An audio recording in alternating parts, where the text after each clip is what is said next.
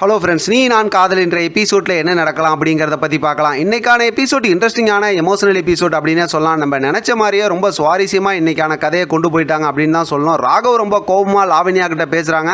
லாவண்யா என்னை விட உன்னை வேறு யாரும் நல்லா புரிஞ்சிருக்க மாட்டாங்க ராகவ் அப்படிங்கிற மாதிரி பேசும்போது இப்போ ராகவுக்கு ரொம்ப கோபம் வந்து பலார்னு அரைஞ்சிடுறாரு.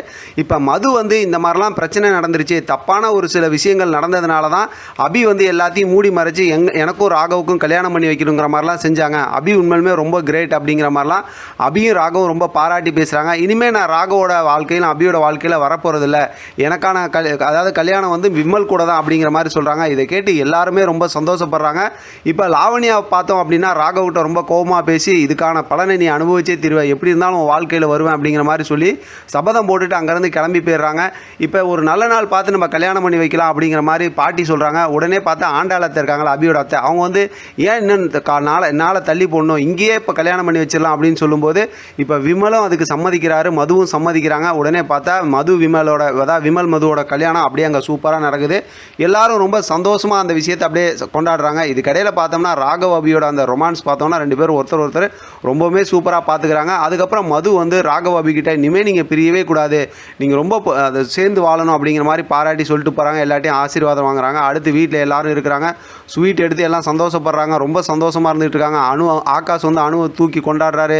ரொம்பவுமே ஒரு சூப்பரான மூமெண்ட்டாக இருக்குது. ஆனால் இதெல்லாம் பார்த்து முரளியும் சுந்தரியும் அப்படியே வைத்தெறிஞ்சு போகிறாங்க. அடுத்து பார்த்தா அபியோட வீட்டிலேருந்து அவங்க அப்பா அம்மா அத்தை 3 பேரும் வந்திருக்கிறாங்க. அவங்களாம் வந்து எல்லாம் பேசிக்கிட்டு இருக்கும்போது இப்போ அந்த அக்ரிமெண்ட் விஷயமாக வெளிப்படையாக பேசிடுறாங்க. அதை கேட்டதுமே பாட்டிக்கு ஒன்றுமே புரியல. அதுக்கப்புறம் பார்த்தா அந்த அக்ரிமெண்ட்டை எடுத்துகிட்டு அணு வந்து ஆகாஷ்கிட்ட கொடுக்குறாங்க. அதை வந்து அஞ்சலி தான் படிக்கிறாங்க. ஆனால் அதில் அஞ்சலிக்கு குழந்தை பிறந்ததுமே நான் அந்த வீட்டை விட்டு போயிடுவேங்கிற விஷயம் இருக்குது அப்படிங்கிறனால படிச்சுக்கிட்டு இருக்கும்போது டக்குன்னு பார்த்தா ராகவ் அபி 2 பேரும் சேர்ந்து கரெக்டாக அந்த அக்ரிமெண்ட்டை பிடுங்குறாங்க. அதுக்கப்புறம் பார்த்தா ராகவே அந்த அக்ரிமெண்ட்டை கிழிச்சு போட்டுறாரு. அதுக்கப்புறம் நீங்கள் சேர்ந்து வாழணும் அப்படிங்கிற விஷயத்த சொல்லி எல்லாருமே ரொம்ப சந்தோஷமாக வாழ்த்திட்டு போகிறாங்க. இப்போ அபி கிச்சனில் போய் அணுகிட்ட பேசுகிறாங்க, எனக்கு பஜ்ஜி செஞ்சு கொடுன்னு. அணு கொஞ்சம் கோவமாக இருக்க மாதிரி இருக்காங்க. அந்த நேரத்தில் பார்த்தோம்னா ஒரு வழியாக சமாதானப்படுத்திடுறாங்க. இனிமேல் இந்த மாதிரி முடிவெல்லாம் நான் எடுக்கக்கூடாது அபி அப்படிங்கிற மாதிரி சொல்கிறாங்க. ரொம்பவுமே ஹாப்பியாக இருக்குது இன்றைக்கான எபிசோட் பார்க்கும்போது.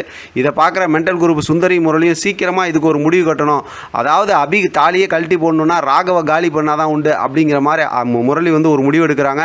அதே நேரத்தில் சுந்தரியும் வந்து பார்த்தோம்னா சீக்கிரமாக இதுக்கு உண்டான ஒரு விஷயம் செய்ய, ஏன்னா அஞ்சலிக்கு குழந்தை பிறக்கிறதுக்கு இன்னும் கொஞ்ச நாள் தான் இருக்குது அப்படிங்கிற மாதிரி அடுத்து அவங்களுடைய விஷத்திட்டத்தை போடுறாங்க. அதோடு இன்றைக்கான எபிசோட் முடிச்சிருக்காங்க. அடுத்து ஒரு சூப்பரான ஒரு ப்ரோமோவும் வந்திருக்கு. அது சம்மந்தமாக நம்ம அப்புறமே பேசலாம். இதை பற்றி உங்களோட கருத்து கமெண்ட் பாக்ஸில் தெரியப்படுத்துங்க. தொடர்ந்து ஆதரவு கொடுங்க. தேங்க்யூ ஃபார் வாட்சிங்.